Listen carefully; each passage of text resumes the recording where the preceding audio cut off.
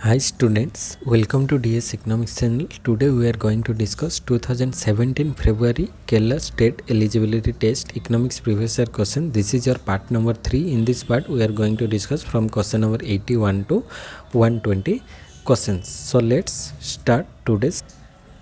So question number 81, today's first question. Consider the following conferences or events. The correct chronological sequence of the conference. First one is World Summit on Sustainable Development. World Summit on Sustainable Development. This was in the year 2002. 2002 held in Johannesburg. It aimed to review the progress made since the Rio Summit. Then UN Conference on Environment and Development. UN Conference on Environment and Development in 1992. It is also known as Rio Earth Summit. It was held in Rio de Janeiro and led to significant environmental treaties. Then Botnet Commission, Our Common Future. It is in the 1987. Formerly known as the World Commission on Environment and Development. It published the report Our Common Future, introducing the concept of sustainable development. Then UN Conference on Human Environment. UN Conference on Human Environment. This was in 1972. It held in Stockholm. It was the first major UN conference on international environmental issues. So perfect chronology is 4, 3, 2, 1. 4, 3, 2, 1. Option number B. So 4, 3, 2, 1. Then question number 82. Absolute liabilities to compensate the victims and also the cost of restoring the environmental degradation. It is called as precautionary principle, the polluter pay principle. Yes, it is called as the polluter pay principle. Means the polluter pay principle holds that the party responsible for causing environmental damage is liable for compensating the victims and covering the cost of restoring the environment. So this principle ensures that those who cause pollution bear the expenses of managing it rather than passing the burden to the others. So it is called as the polluter pay principle. Then question number 83. Motive reflects the desire to conserve an environmental resource for potential use by others. It is called as bequest motive, stewardship motive, or benevolence motive, or speculative motive. It is called as benevolence motive. Benevolence motive refers to the desire to conserve an environmental resources for the benefit of others. It reflecting an altruistic concern for the well-being of others either now or in the future. So it focuses on conserving resources to provide others with the opportunity to use them. So it is called as benevolence motive. Then question number 84. Which of the following is a non-market based environmental valuation method? Non-market based. First one is hedonic price method. Hedonic price method is a market based method. Travel cost method. It is also a market based method. Then consumer surplus method, it is also a market based method, but contingent valuation method is not a market based valuation. So option C is right here, because contingent valuation method is a non-market based environmental valuation method. So it involves directly asking individuals how much they are willingness to pay for specific environmental services, or how much they are willing to accept for their losses. Willingness to pay or willingness to accept for their loss. So typically through surveys. So this method doesn't really on actual market transaction, it based on the survey method. So it is called as contingent valuation method. It is a non-market based environmental valuation method. Then question number 85.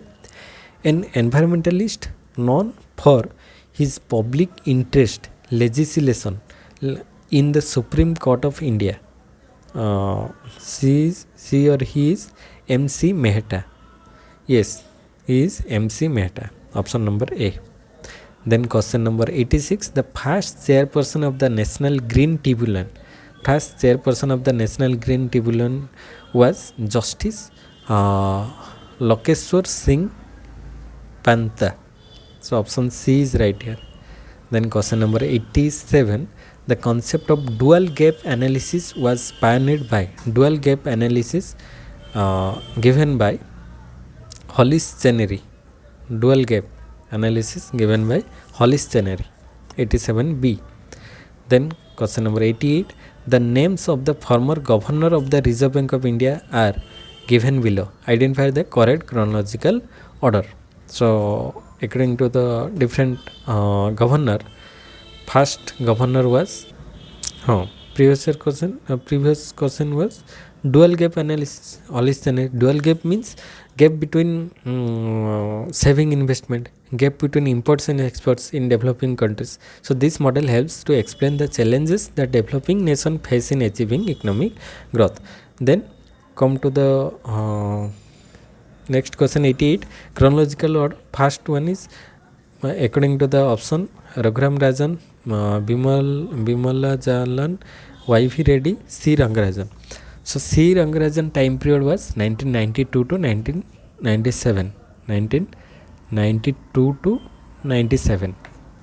Then Bimal Jalan time period was from 1997 to 2003.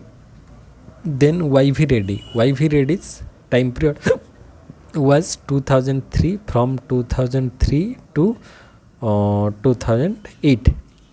Then last one is Raghuram Rajan's time period was 2013 to 2016. Then come Urjit Patel 2016 to 18. Then Sasikant Das 2018 to 2024. So presents.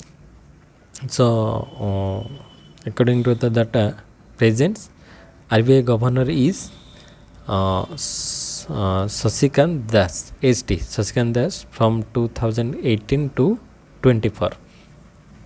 Then first governor was Osborne Smith. First governor Osborne Smith time period was 1935 to 37. So these are the different concepts. First governor Osborne Smith, present governor Sasikant Das, and these are the chronology of governor. So first Rangarajan, 4, then 2, then 3, then 1. So here 4, 2, 3, 1. Option D is the correct chronology. Then question number 89, an industry whose long run supply curve is positively sloped because factor prices rise as industry output expand. When industry's output expand, then factor prices rises. It is called as constant cost industry, decreasing cost industry, or increasing cost industry. It is called as increasing cost industry because increasing cost industry is one where the long run supply curve is positively sloped, because as industry output expands, the cost of factors of production rises. So this leads to higher production cost and prices as the industry grows. So it is called as increasing cost industry. Then question number 90, the degree by which the output of a commodity falls short of the maximum possible due to lack of adequate motivation of labor and management, it is called as moral hazard, risk aversion, X inefficiencies. It is called as X inefficiency because X inefficiency refers to the inefficiency that occurs when a firm or industry fails to produce the maximum possible output due to a lack of motivation, inefficient management, or substantial use of resources. So it is often seen in situation where competitive pressure is weak, leading to less effort by labor and management to maximize output. So here X inefficiency is the right choice. Then question number 91, the curve that shows the various combination of two commodities which yields equal utility or satisfaction, it is called as indifference curve. Simple, indifference curve. Then question number 92, when the price of a substitute of commodity X falls, then the demand for X. When the substitute goods commodity falls, then the demand for that particular goods falls because price of the substitute goods fall. If we take Coca-Cola and Pepsi, Coca-Cola and Pepsi, these are two substitute goods. If Coca-Cola and Pepsi's price for one bottle previously was 10, if the substitute goods price fall, means it is 8 rupees. Now the price of Coca-Cola 10 and price of substitutes is 8. So when the price of substitute goods fall, then the demand for the particular product diminish or falls, because here substitute goods price fall, so people shift from Coca-Cola to Pepsi. So here when the price of a substitute commodity X falls, then the demand for X, it also falls.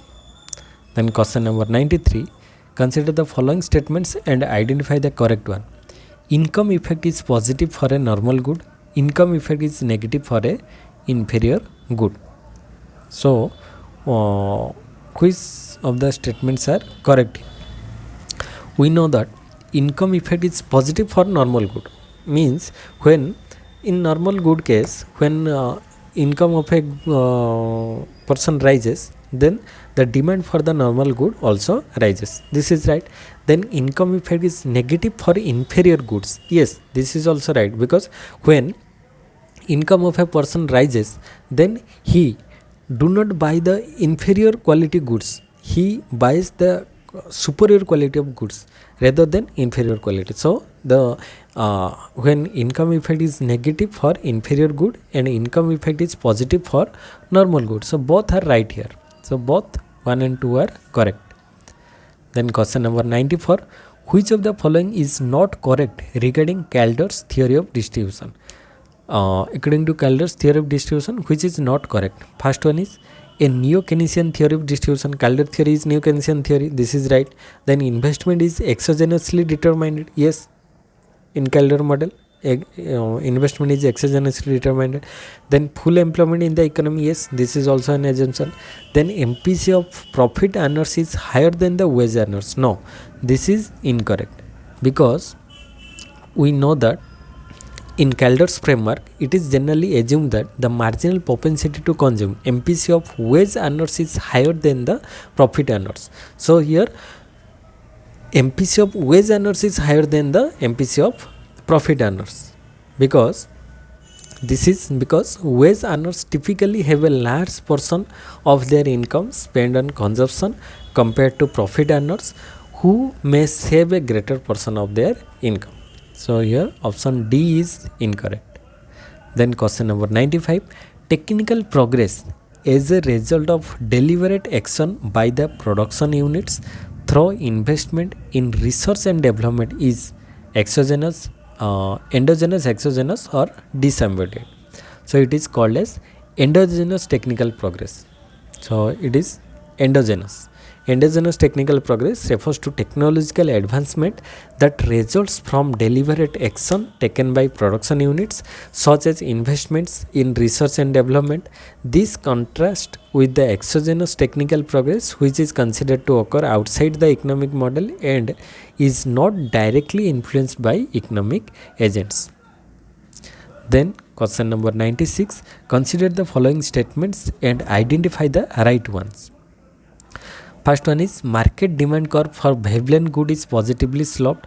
Yes, market demand for Veblen good is positively sloped, because this statement is correct. Veblen goods are a luxury item for which higher prices can increase demand because they signs status. When price rises, goods of a price rises, luxurious goods price rises, then its demand also increase. So this is right. Then bandwagon effect makes market demand curve more elastic. Yes, bandwagon effect create market more elastic, because bandwagon effect is well documented from the group think in behavioral science. It is when people buy goods because others are consuming the same goods. So this can lead to a positive feedback loop where prices rise and demand increases as more people jump on the bandwagon. So the opposite of the bandwagon effect is snob effect. We know or snowball effect, which is when demand for a good decreases because others are consuming it. Snowball effect is inverse relation, bandwagon is positive relation. So option 2 is also right. So see, both 1 and 2 are right here. Then question number 97, if the technical progress causes MPL increases more than proportionate to MPK, then it is called as capital saving. Yes, it is called as capital saving because it indicates that the technology is more efficient at utilizing labor compared to capital, which is referred as capital saving technical progress. Then question number 98, the concept of prisoner's dilemma is associated with Paul Swiggy's Albert William Tucker. Yes, prisoner's dilemma associated with A.W. Tucker. So Albert William Tucker, in this concept of game theory, it illustrates a situation in which two individuals may not cooperate even if it appears that it is in their best interest to do so due to the fear of not being able to trust the other party. So question number 99, in a simple form of quantity theory of money, MV is equal to PT. We know that so equation is MV is equal to PT. P is determined by P. Here MV is equal to PT. M means money supply, V means velocity of money, and P means price level, and T means it is the total volume of transaction or output. So P means price level. So P is determined by MVT. P is determined by, here the P is influenced by changes in M or money supply. P is influenced by money supply, and T the level of transaction or output, with V being relatively stable in the short run. So if the money supply increases while the velocity and the number of transactions remain constant, the price level will rise. So here P is determined by M, money supply. So 99 right option is option number A. Then question number 100, the end stage of roster stages of economic. There are 5 stages of roster stage. Means traditional society, pre-condition to take up stage, age of high mass consumption. So the end stage is the age of high mass consumption. This is the end stage of roster stages. Then question number 101, the term satellite countries is used to describe satellite countries, developed countries or less developed countries. Satellite countries means less developed countries because satellite countries typically refers to nations that are economically or politically dependent on a more powerful nation, often in the context of Cold War dynamics, where Eastern European countries were considered satellite of the Soviet Union. So these countries usually have less developed economies and are influenced by the policies and control of a dominant power. So satellite countries is used to describe the less developed countries. Then question number 102, the last stage industries first is associated with Ragnar-Norsay. Yes, it is related with Ragnar-Norsay, Hirschman, Arthur Lewis or Roger Street Rosen. So it is related with unbalanced growth theory, Hirschman. So it is related with Hirschman because we know that Hirschman introduced the idea of last stage industries first, which suggests that in developing countries investments should be directed towards industries that have a higher stage of processing, such as consumer goods, before investing in basic industries like raw materials. So this approach is based on the belief that promoting consumer goods industries can stimulate demand and create a more dynamic economy. So it is called as Hirschman. It is associated with Hirschman. Then Ragnar-Norsay was an economics known for his work on the theory of balanced growth theory.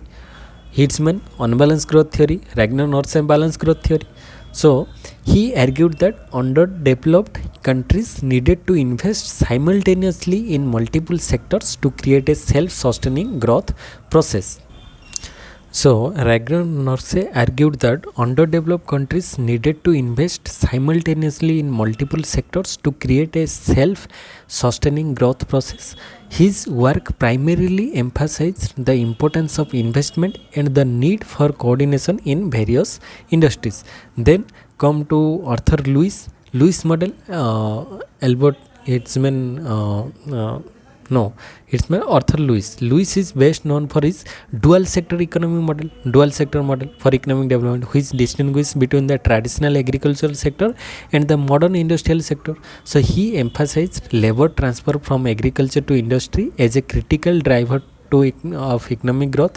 His model focused more on labor dynamics and the structural transformation of economies rather than the sequencing of industrial investment. Then fourth one is Rosenstein-Rodan. It is known for his theory Big Push development. Rosenstein-Rodan given the concept of Big Push theory, which argues that underdeveloped countries need a large-scale coordinated investment in multiple industries simultaneously to break the cycle of poverty and low investment. So his focus was on the necessity of simultaneous investment rather than a specific sequence of industries. Then question number 103, economic growth leads to increase in inequality, no, decrease in unemployment, decrease in inequality, or increase in national output. Generally economic growth, it is related with national output. So economic growth, it leads to increase in national output. Then question number 104, 103, while economic growth may have various effect on inequality and employment, but it's fundamentally leads to increase in national output. So question number 104, Solo's growth model doesn't assume neutral technical progress, constant return to scale, saving ratio is constant, fixed capital labor ratio. So Solo's model doesn't assume fixed capital level ratio. So option D is right here. Neutral technical progress, this is right because the Solo growth model assumes neutral technical progress, which means that it means technological advancement affect all factors of production equally without changing the relative proportion of labor and capital. Then constant return to scale, the Solo model assumes constant return to scale, meaning that if all inputs are increased by a certain percentage, then the output will increase by the same percentage. Then saving ratio is constant, means the model assumes a constant saving ratio, which means that a constant proportion of output is saved and investment in the economy. Then fixed capital ratio, the Solo model doesn't assume a fixed capital level ratio. Instead, it allows for variation in the capital level ratio as the economy grows and the investment changes in response to saving and output levels. So here option D is the right option. Then question number 105, an increase in GNI, gross national index, that cannot be attributed to short-term adjustment in stocks of either labor or market are commonly referred to as, it is called as Solo residual. It is called as Solo residual because Solo residual represents the proportion of output growth that cannot be explained by the accumulation of capital and labor inputs. It is often attributed to improvement in technology or efficiency. Thus, it reflects any increase in GNI that can be attributed to short-term adjustment in labor or capital stocks. Then question number 106, World Development Report 2016 is titled as, let it 2024, recent data 2024 World Development Report, it is titled as Middle Income Trap. It is titled as Middle Income Trap. So just remember this concept. World Development Report 2024's title is Middle Income Trap. Then question number 107, tendency in a free market for price to change until the market clears through market mechanism. So option A is right. It is clear through market mechanism, aggregate demand and supply. Then question number 108, practice of pricing to drive current competitors out of business and to discourage new entrants. It is called as predatory pricing. It is called as predatory pricing. Option C, predatory pricing. Then question number 109. The following concept is not related to classical economics. Classical economics. Wage price flexibility found in classical economics, laissez-faire policy, full employment. These are the assumptions or features of classical economics. But interest rate rigidity is not found in classical economics. Interest rate flexibility is found in classical economics. So option D is not related to classical economics. So here option D is right. Then question number 110. Change in price leads to equal and proportionate change in quantity demanded. It is called as perfectly elastic, perfectly inelastic, unitary elastic, or more elastic. It is called as unitary elastic. Unitary elastic means it is exact percentage or equal or proportionate change in quantity demand. Price and quantity demand are exact or same change in price and quantity demand. If it is 5%, then it is also 5%. So it is called as unitary elastic demand. Then if the price of a commodity doesn't rise on account of taxation, the incidence of tax wholly on the seller. Only on the seller, because if the price of a commodity doesn't rise on account of taxation, then the burden of the tax is wholly on the seller. So option A is right here. Then question number 112. The horizontal portion of the LM curve is called horizontal. LM's curves. This is the horizontal portion, and horizontal portion of the LM curve, it is called as Keynesian range. It is called as intermediate range, and it is called as vertical range is called as classical range. So horizontal range is Keynesian range. Option B. Then question number 113. Gender gap in literacy rate of India based on the population census 2011. Gender gap is 16.68% according to 2011. 16.68%. Then question number 114. In India, Green Revolution was started. Green Revolution was started immediately after independence? No. Immediately after third 5-year plan? Yes. Green Revolution 1965-66. So after third 5-year plan, Green Revolution started. So option B is right here. Then question number 115. High fiscal deficit may lead to increase in domestic interest rate. Yes. When fiscal deficit is high, then increase in domestic interest rate, it leads to increase in domestic interest rate. Then reduction in private investment, rise in CAD, current account deficit. Yes, all of the above happen when high fiscal deficit arise. Then question number 116. The official body studying and recommending minimum support price to the government of India, MSP, by RBI, Niti Aayog, CSO or CACP. It was by CACP. CACP means Commission for Agricultural Cost and Prices. Commission for Agricultural Cost and Prices. So option D is right here. Then question number 117. Identify the crop which is not considered as an oil seed by Ministry of Agriculture, Government of India. Oil seed. Soybean is a oil seed, groundnut is a oil seed, mustard is a oil seed, but coconut is not a oil seed. It is a fruit. It is not a oil seed according to the Ministry of Agriculture.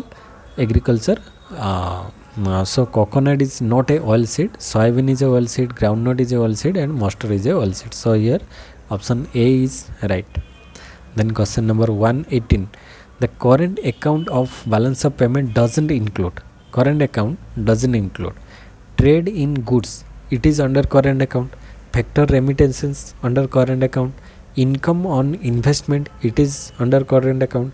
But loans received, it is not in the current account. So here option D is right. 118, option D is right. Loans account is not in the current account. Then question number 119. If the income elasticity of demand is less than 1, income elasticity is less than 1, the commodity is necessary, luxury, inferior or non-related. The commodity is necessary, it is called as necessary good, because when the income elasticity of demand is less than 1 but greater than 0, the commodity is a necessary commodity.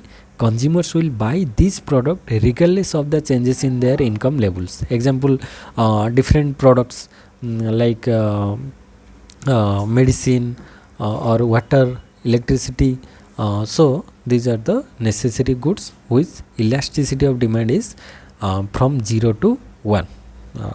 So it is called as necessary commodity.